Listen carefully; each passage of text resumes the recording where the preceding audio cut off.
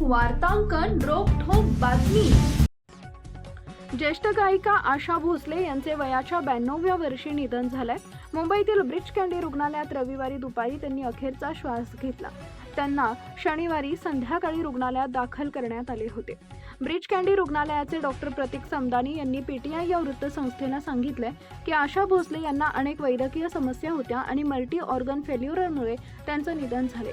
Doctor प्रतीक समदानी यांनी पीटीआयला सांगितले की आशा भोसले यांना मल्टी ऑर्गन फेल्युअरचा त्रास होता, म्हणजेच त्यांचे अनेक अवयव निकामी झाले होते। आशा भोसले यांचे पुत्र आनंद भोसले यांनी सांगितले की ज्यांना अंत्यदर्शन घ्यायचं आहे ते उद्या सकाळी 11 वाजता त्यांच्या घरी येऊ शकतात। उद्या दुपारी 4 वाजता शिवाजी पार्क इथं अंत्यविधी होणार आहेत।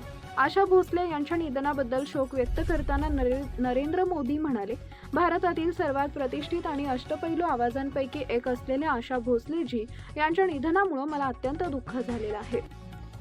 दशकांचा विस्तार असलेल्या त्यांच्या असाधारण सांगीतिक प्रवास आपल्या सांस्कृतिक वारशाने समृद्ध करणारा ठरला आणि त्यांनी जगभरातील असंख्य लोकांच्या हृदयाला स्पर्श केला।